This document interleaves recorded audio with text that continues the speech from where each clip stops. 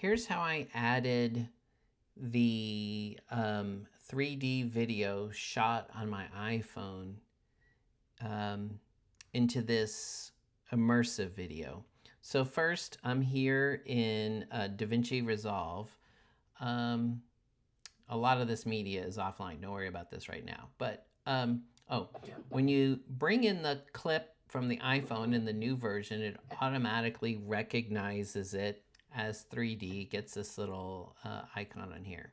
But here's the thing, it is 30 frames per second, and the Canon R5C is shooting at 5994 frames per second. So you have to, I have to make this video match that frames per second. Otherwise, nothing's gonna sync up. So the first thing I did was create a new timeline, 19 by 20 by 1080. That's the size of the video, but I made it the 59.94 frames per second. Drop this video in, and then when you go to the deliver page, it's ProRes, and there's an option for stereoscopic ProRes. And so that's what I did. I exported it as that. Okay, so then I've got my 60 frame per second ProRes 3D clip. And so now I have this new timeline. So this is, right, this is more like the shot that's in the video. But you'll see down here on the timeline, there is just the audio, and there is this theater.png. Theater.png looks like this.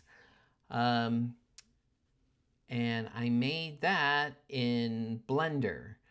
I am a novice Blender user. Here, this is the full size that I exported from Blender. But I just, what I did was, I made a box. I did 1, 2, 3, 4, 5 planes. I made them black, and then I put a rectangular light at the back of this and then pointed the camera at it. So this is my super crude, incredibly plain theater. And then I followed a tutorial, which I will link, about creating a stereo camera and cropping the 180 degrees. I think I did a bad job of cropping, and that's why I've got this weird gray down here at the bottom and around the edges, but it was good enough for this. So I've got the image here, I've got the sound, but here's the thing. To place this in here and have it, because we're doing in DaVinci Resolve, in this setup, I'm doing side-by-side video. That's how the Canon shoots it. You can make it do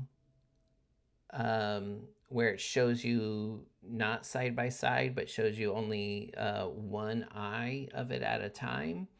That would be a very nice workflow, but it doesn't work for adding in other videos or titles, not or other graphics, and have them also be in the same like 3D lens space. So I'm sticking to the side-by-side workflow. So to do this, go into Fusion. And so what happens in Fusion is Fusion, whatever I stick in here is just gonna be the length of this timeline. I mean, if it goes longer, it'll just end at the end of the timeline. If it's shorter, it'll end wherever it ends. In this case, it's the same length as I'm making this the same length as the video. So how this works then is you have two node setups, one for each eye. So I drop in the 60 frame per second video that I just exported and then imported into the project. And this media in is the left eye. This media in is the right eye. Okay, so you've got your video. The video gets stuck on an image plane, and you have a spherical camera, and you merge that together. This is what it looks like right here. This is the left eye version. You've got a camera pointing at this image plane with a video playing on it. And how do you get it to fit right here? Lots of experimentation with the placement of the image plane.